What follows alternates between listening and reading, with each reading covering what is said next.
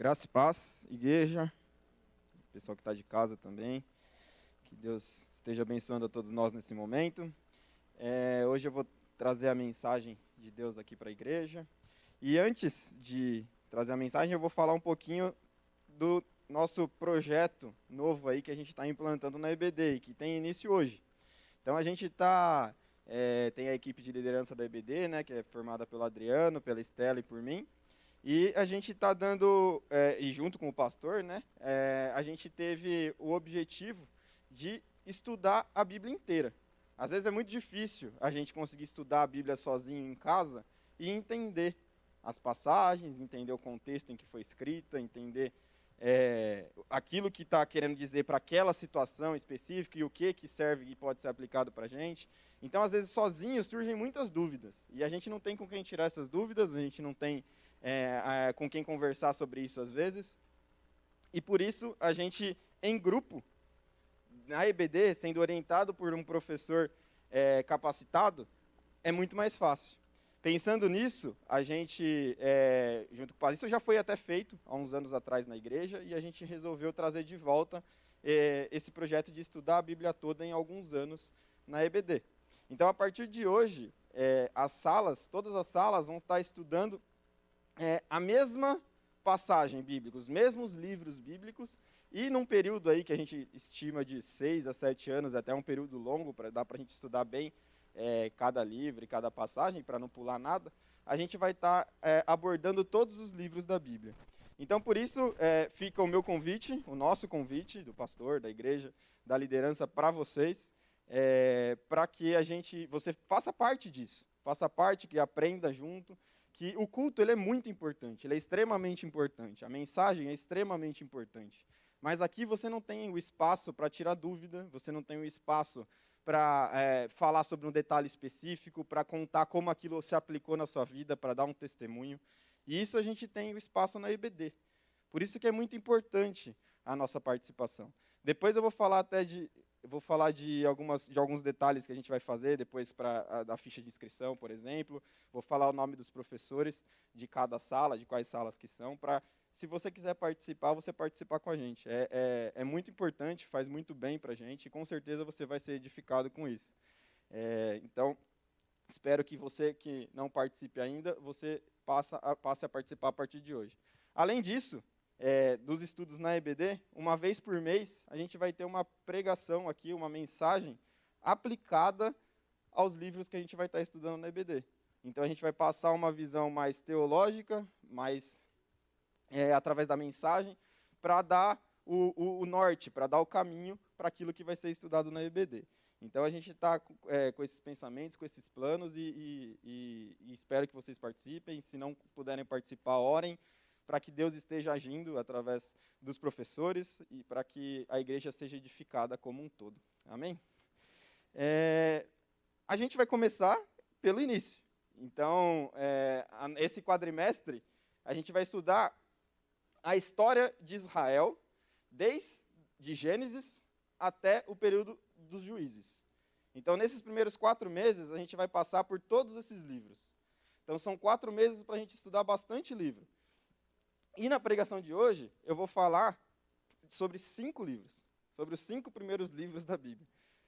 É uma parte muito grande da Bíblia, que provavelmente você já tentou ler e encontrou dificuldades, porque a parte de Levítico, a parte de Números, não são livros fáceis de serem lidos, e por isso, às vezes, você pode ter até pulado, né? Quem nunca começou a ler a Bíblia no começo do ano, quando chega em Êxodo, que começa as instruções do tabernáculo, Levítico, já começa a encontrar dificuldade e acaba parando. São sempre os livros que colocam barreira na nossa leitura diária, porque são livros difíceis de serem entendidos. Por isso que é importante a gente ter esse acompanhamento. E agora eu vou dar uma introdução, eu vou falar um pouquinho a respeito do que esses livros trazem para a gente, o que Deus quis falar conosco através... Deixa eu pôr o microfone aqui, o Levi até me falou, desculpa, Levi, eu esqueço porque o braço cai. Mas Deus fala, a gente vai entender o que Deus quer passar para a gente através desses 5 primeiros livros bíblicos. Vamos orar?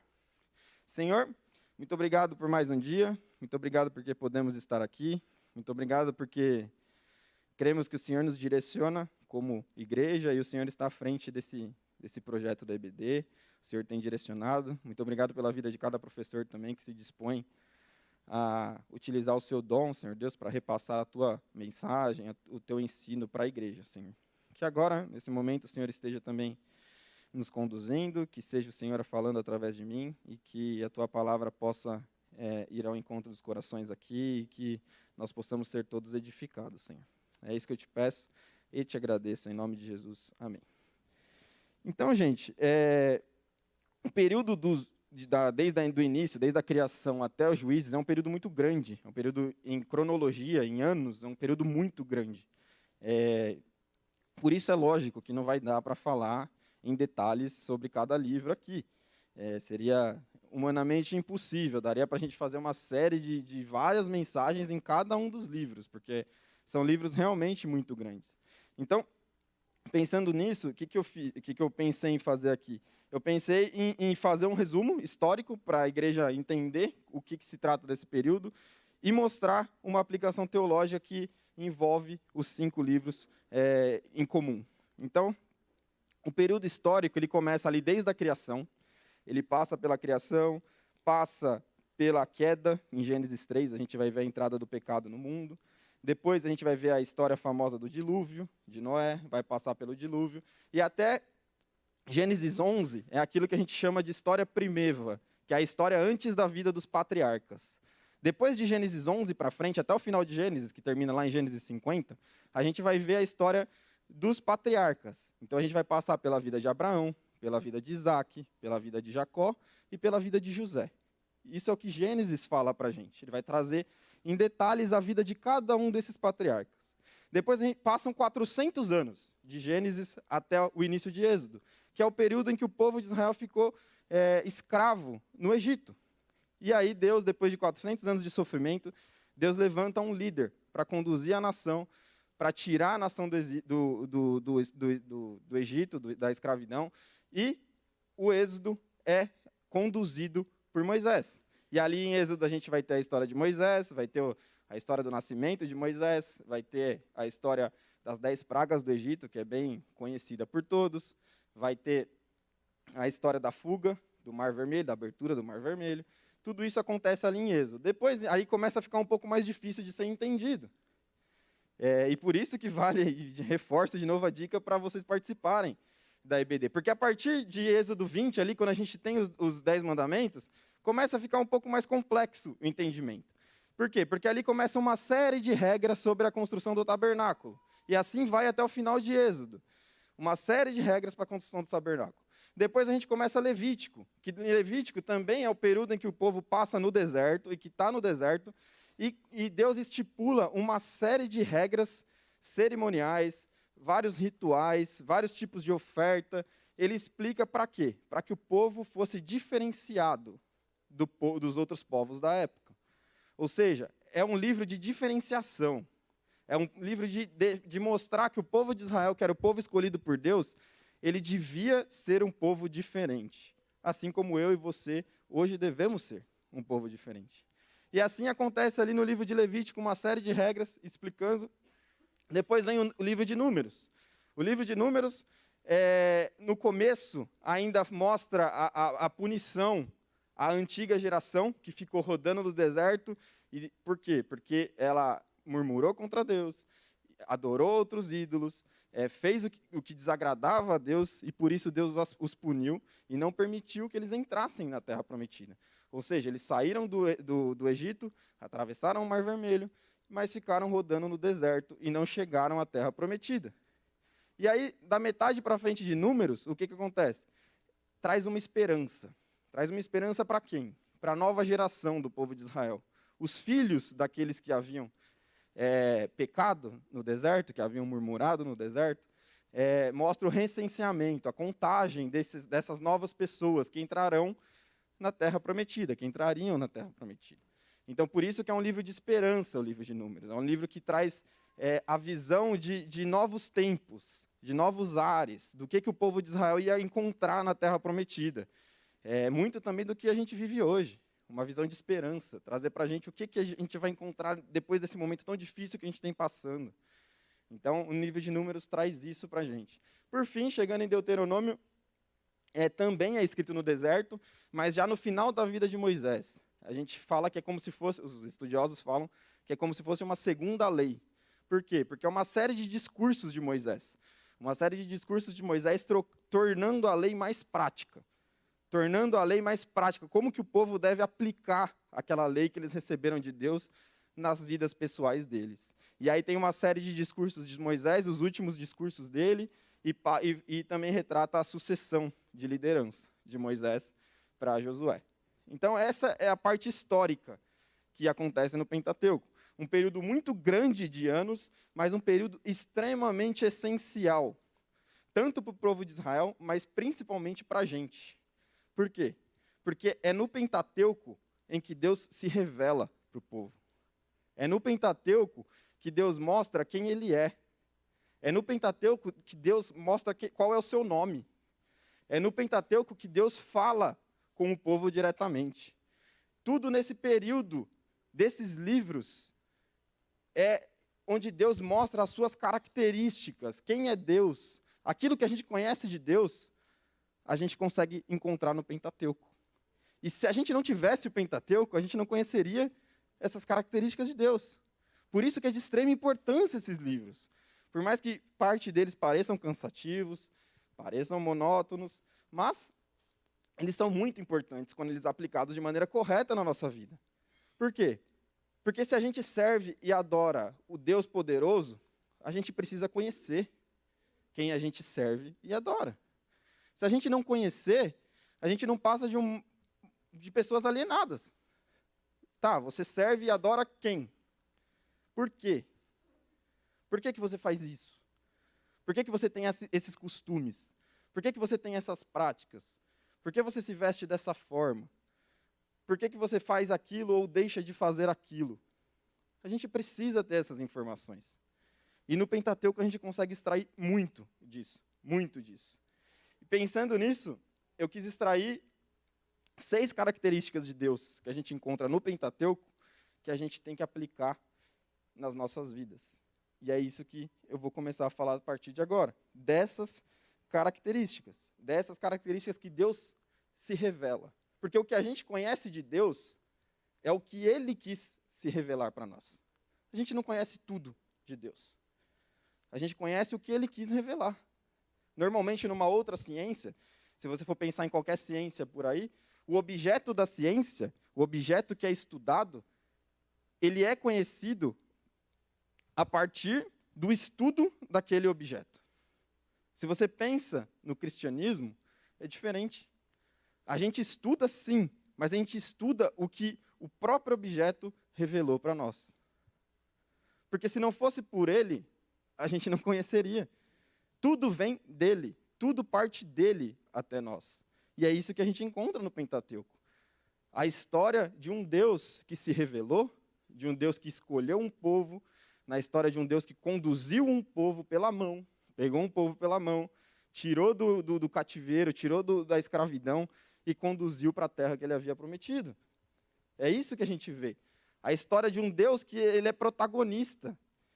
A história de um Deus que escolhe agir. Na história de um Deus que cria. Cria, conduz, está junto, abençoa. É isso que a gente encontra no Pentateuco. Por isso que é tão importante o estudo desses livros. A primeira característica, a gente consegue ver lá em Gênesis 2, versículo 1 e 2, que diz assim: assim, pois, foram acabados os céus e a terra, e tudo o que neles há. E havendo Deus terminado no 7º dia a sua obra que tinha feito, descansou nesse dia de toda a obra que tinha feito. A gente enxerga nesse versículo e em diversos outros versículos do Pentateuco uma característica muito importante, a primeira que Deus revela para nós: a sua soberania e o seu poder. A gente encontra a soberania e o poder de Deus em diversas passagens, como, por exemplo, na criação. Deus cria tudo. Através da sua palavra, Ele cria. Aquilo que não existia, vem a existir pela palavra de Deus, pelo seu poder. Depois a gente vai ver um Deus que tem controle sobre a chuva e sobre o fogo. quando a gente vê no dilúvio, Deus destrói praticamente toda a humanidade e todo o planeta através da chuva. E mais para frente, em Gênesis 19, a gente vai ver um Deus que destrói 2 cidades, Sodoma e Gomorra, através do fogo. Então é um Deus que controla toda a natureza, que tem poder para mandar parar de chover e para chover, que tem poder para mandar cair fogo do céu a hora que Ele quiser. Um Deus poderoso. Depois, em Êxodo, a gente vai ver um Deus que controla as pragas e tudo aquilo que acontece para tirar o povo do Egito. Ele transforma a água em sangue. Ele permite que todas aquelas pragas aconteçam para que o faraó liberasse o povo do Egito. Depois a gente vai ver um Deus soberano e que promove milagres atrás de milagres na vida do povo no deserto. A gente vai ver um Deus que faz chover maná e codornizes. A gente vai ver um Deus que faz brotar água da rocha. A gente vai ver um Deus que transforma a água amarga em água doce. A gente vai ver um Deus que faz uma sarça pegar fogo e não queimar. A gente vai ver um Deus que permite uma coluna de fogo para proteger o povo no deserto, além de uma série de outros milagres que acontecem durante a peregrinação do povo no deserto.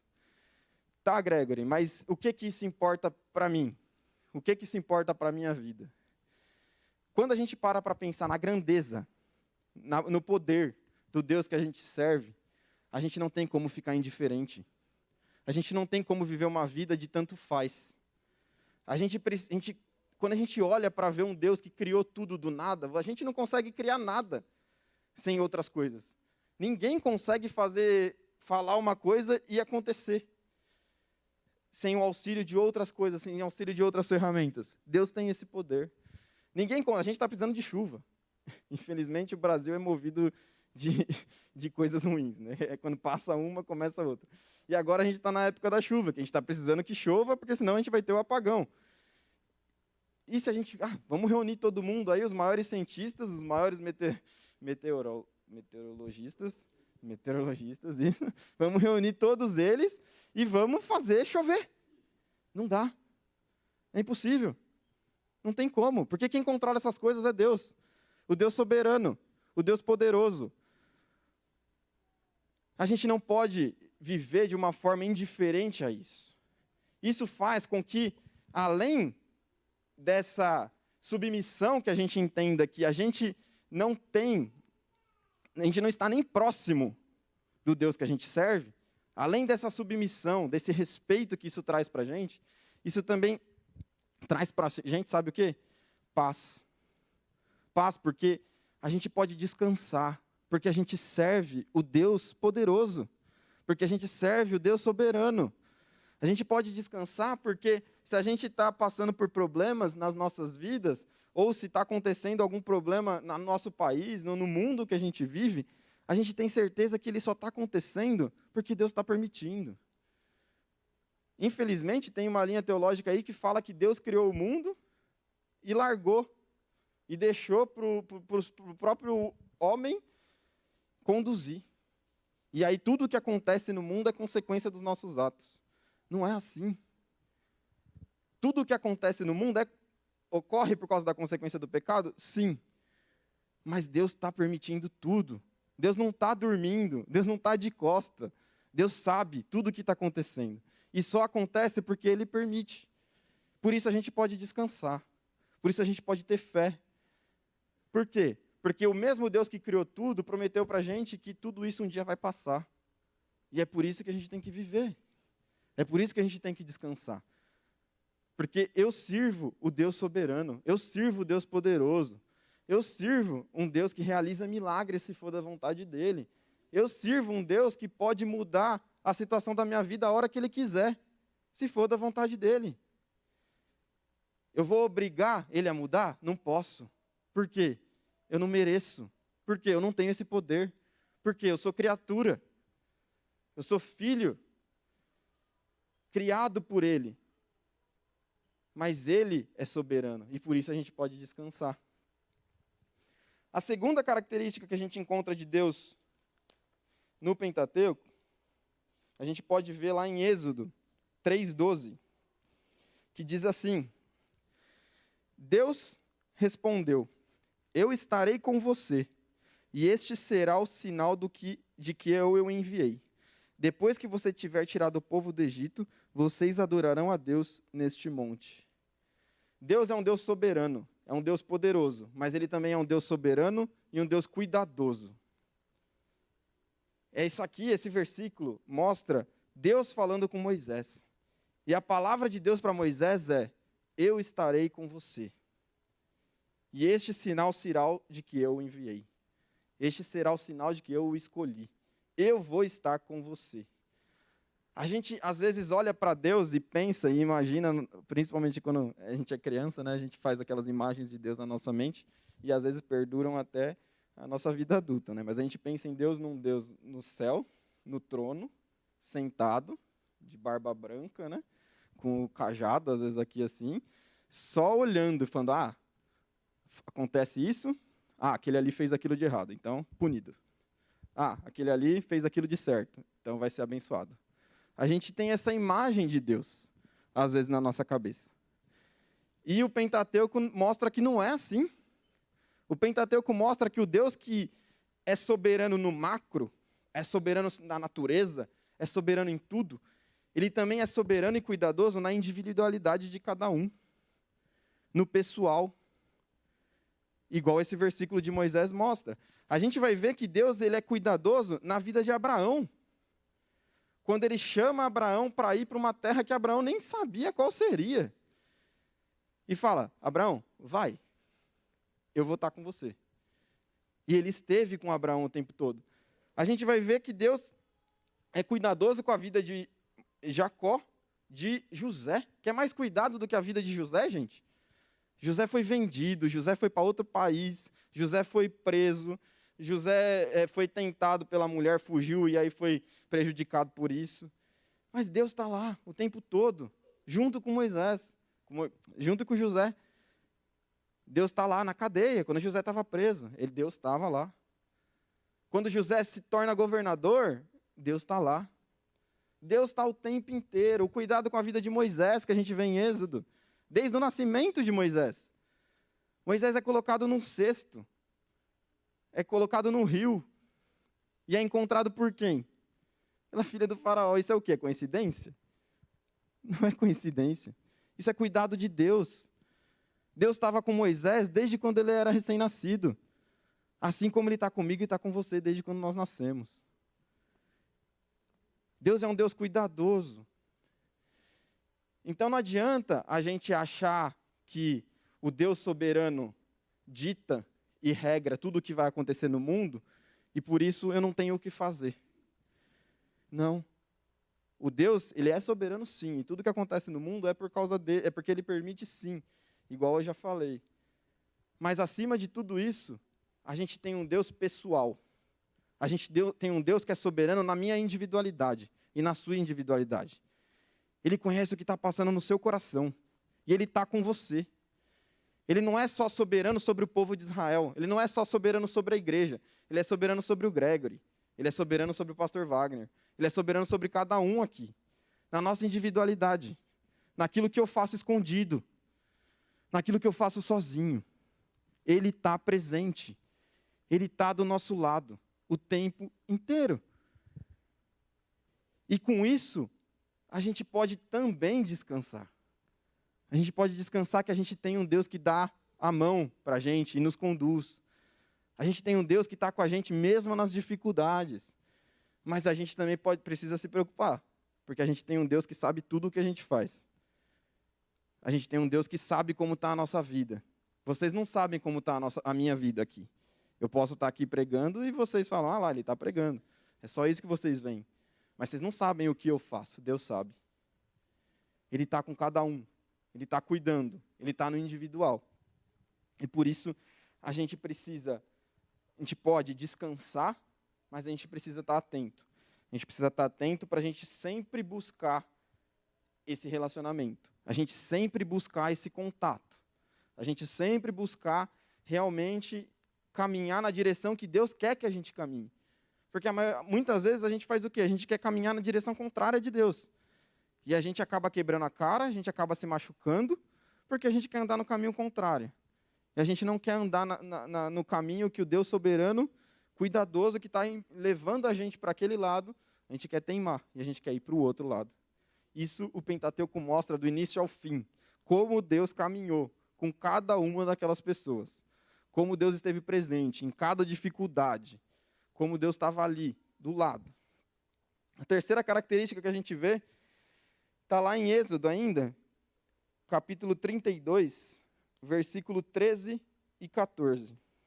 E diz assim: lembra-te de Abraão, de Isaque e de Israel, teus servos, aos quais por ti mesmo juraste, dizendo: multiplicarei a descendência de vocês como as estrelas do céu, e toda a terra de que tenho falado, eu darei à sua descendência para que a possuam por herança eternamente. Então o Senhor mudou de ideia quanto ao mal que ele tinha dito, que traria sobre o povo.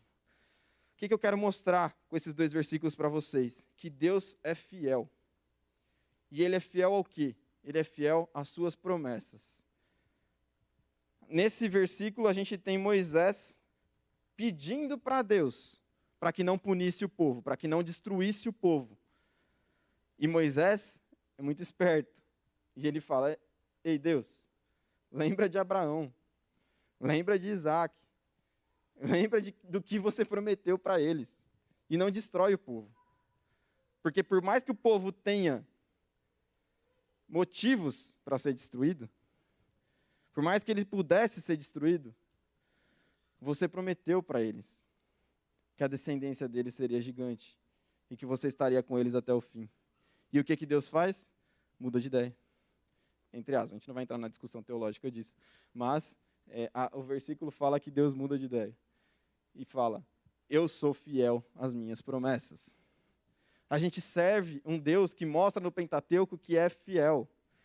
A gente vai ver um Deus fiel a Noé, quando ele faz a primeira aliança, depois do dilúvio. E fala para Noé, lá em Gênesis 9:9, que ele não vai mais destruir a humanidade através da água.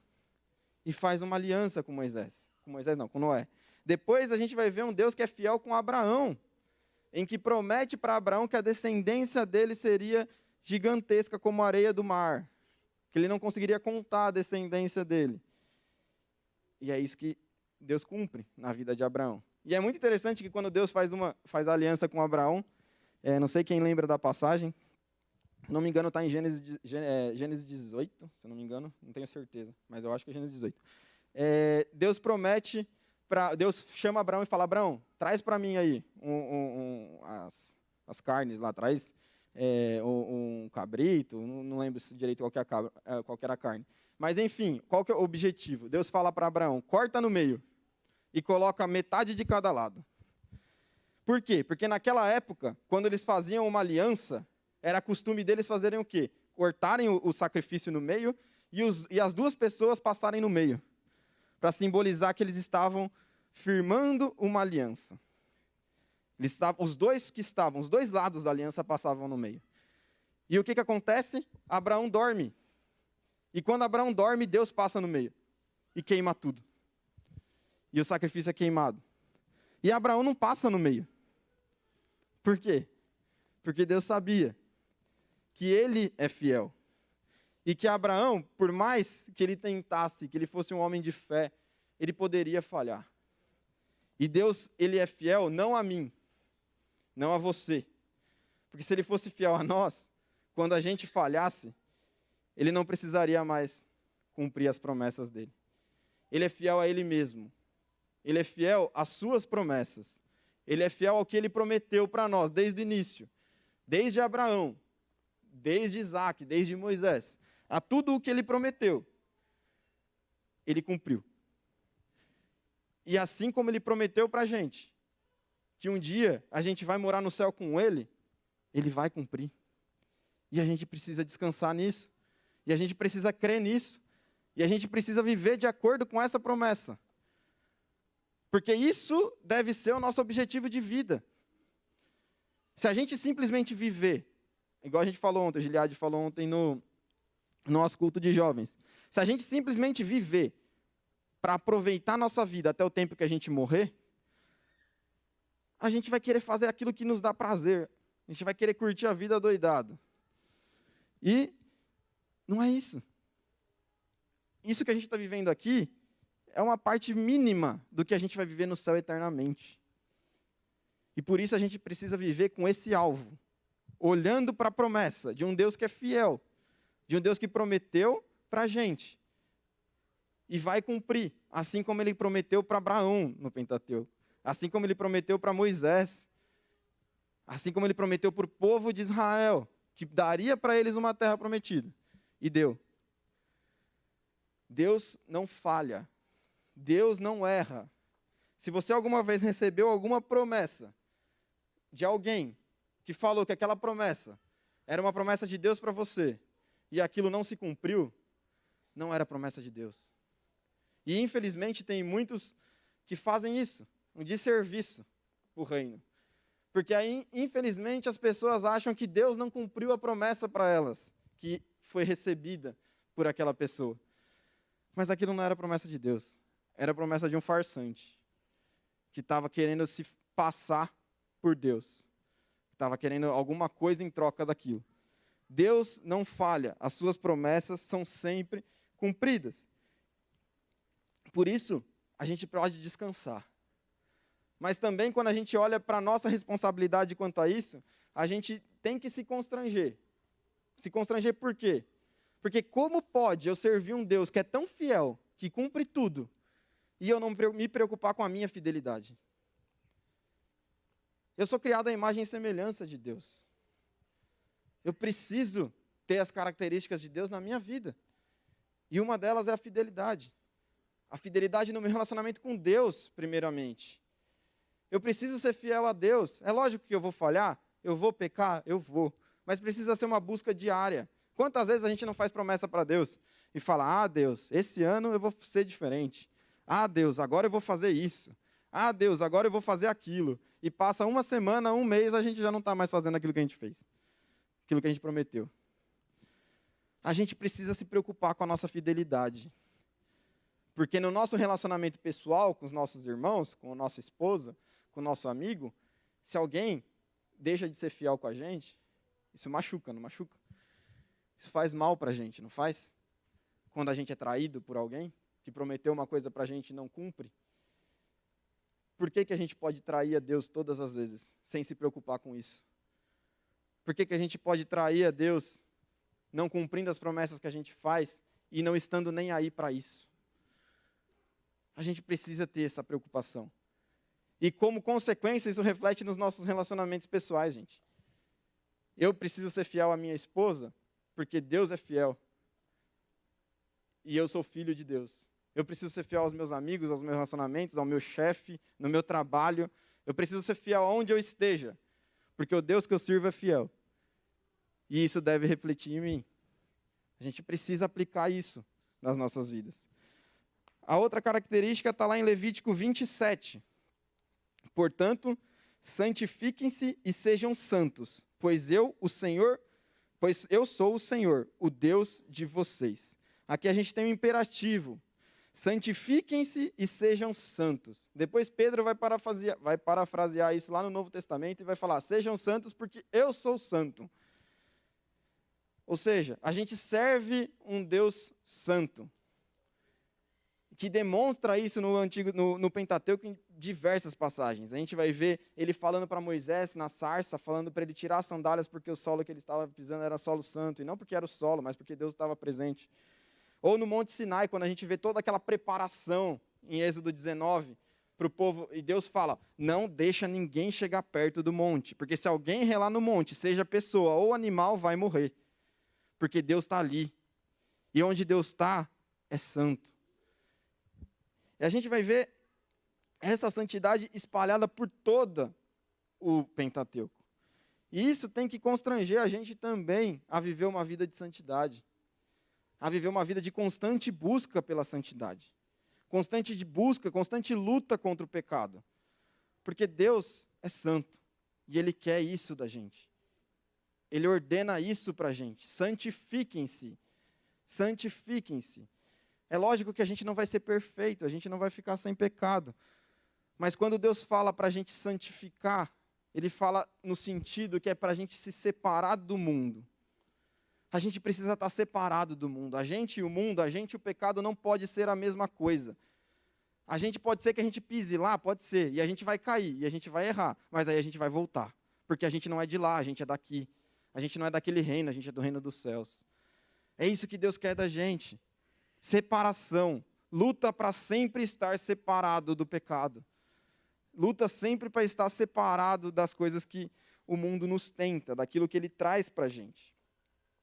E por isso, por que a gente precisa tanto disso? Pela penúltima característica, que está lá em Deuteronômio 32:4, que é um Deus justo, um Deus de justiça. E lá em Deuteronômio 32:4 ele diz: Eis a rocha, suas obras são perfeitas, porque todos os seus caminhos são juízo. Deus é fidelidade, e nele não há injustiça. É justo e reto. Deus se demonstra como um Deus justo. E a gente, na nossa cabeça, a gente é confrontado diretamente com esse dilema. Como pode um Deus ser 100% amor e ser 100% justiça? A gente não consegue entender isso, porque na nossa cabeça, um Deus que é 100% amor, ele não consegue ser 100% justiça. Ou um Deus que é 100% justiça, ele não consegue ser 100% amor. E graças a Deus que a gente não entende isso, porque a gente entende qual que é o nosso lugar. Que a gente não é Deus. Deixa isso para Ele, porque Ele é. A gente precisa crer que Ele é 100% amor e 100% justiça. E Ele é justo durante todo o Pentateuco, e a gente vai ver que Ele é justo quando? Logo no começo, quando o homem peca. O homem peca e Ele expulsa, Ele pune. Ou a gente vai ver em Gênesis, no dilúvio, quando Ele destrói a humanidade, em que Ele diz que Ele se arrepende de ter criado a humanidade, em Gênesis 6. E pune toda a humanidade com o dilúvio, mas separa a família de Noé. A gente vai ver em Sodoma e Gomorra a justiça, a gente vai ver em Êxodo quando ele destrói o Egito, o império, que era o império egípcio naquela época, foi destruído por Deus, porque Deus fez justiça. Mas Deus também é justo com quem? Com o próprio povo escolhido dele. Ele é justo com o povo de Israel. O povo de Israel peca no deserto, o povo de Israel murmura no deserto, o povo de Israel falha no deserto, idolatra outros ídolos. E o que acontece? Eles não entram. Deus é justo. Não entram na terra prometida. Ou seja, Deus é justo com tudo e com todos.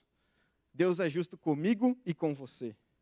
E quando a gente acha que a gente está sendo injustiçado, porque a gente não merece o que está acontecendo com a gente está tendo uma imagem maior da gente do que a que a gente deveria ter. A gente está achando que a gente é mais do que o que a gente é.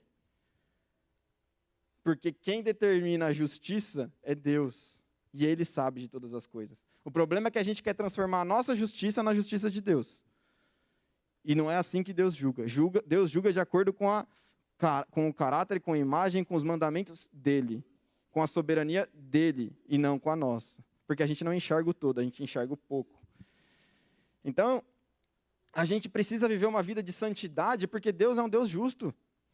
E quer queira, quer não, gente, todo o pecado traz consequência. Todo o pecado. Qual consequência vai ser? Aí é só com Deus. É Ele que vai determinar, eu não sei, não sou eu que vou falar para vocês. Mas que vai ter uma consequência, vai. Por quê? Porque a gente sabe que o salário do pecado é a morte. E a gente só não está morto por causa da última característica de Deus, que é a misericórdia. Que a gente encontra lá em Deuteronômio 4, do 29 ao 31. Em que ele vai falar: de lá vocês buscarão o Senhor, seu Deus, e o acharão, quando o buscarem de todo o coração e de toda a sua alma. Quando estiverem em angústia, e todas essas coisas lhes sobrevierem nos últimos dias, e vocês se voltarem para o Senhor, seu Deus, e lhe atenderem a vós, então o Senhor, o Deus de vocês, não os abandonará, porque é Deus misericordioso, nem os destruirá, nem se esquecerá da aliança que jurou aos pais de vocês. Olha que versículo, gente. Olha que versículos. Olha a paz que a gente consegue ter. Olha o conforto que a gente consegue ter quando a gente lê esses versículos. Quando estiverem em angústia, e todas as coisas lhes sobrevierem nos últimos dias, mas vocês se voltarem ao seu Deus, e lhe clamarem a vós, então o Senhor, o Deus de vocês, não os abandonará, porque é Deus misericordioso.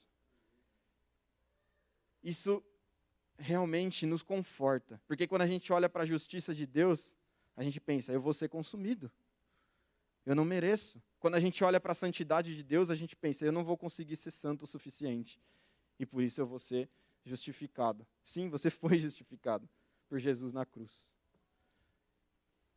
E o plano de Deus para nós está descrito no Pentateuco. Está descrito lá em Gênesis, quando ele fala que irá ferir a cabeça da serpente. Nada fugiu ao controle de Deus. Tudo está debaixo do controle dele. E ele é tão misericordioso, tão gracioso, que ele enviou o filho dele para morrer na cruz por nós. E que se não fosse por isso, a gente não estaria aqui. Se não fosse pela graça e pela misericórdia dele, você não teria o que você tem.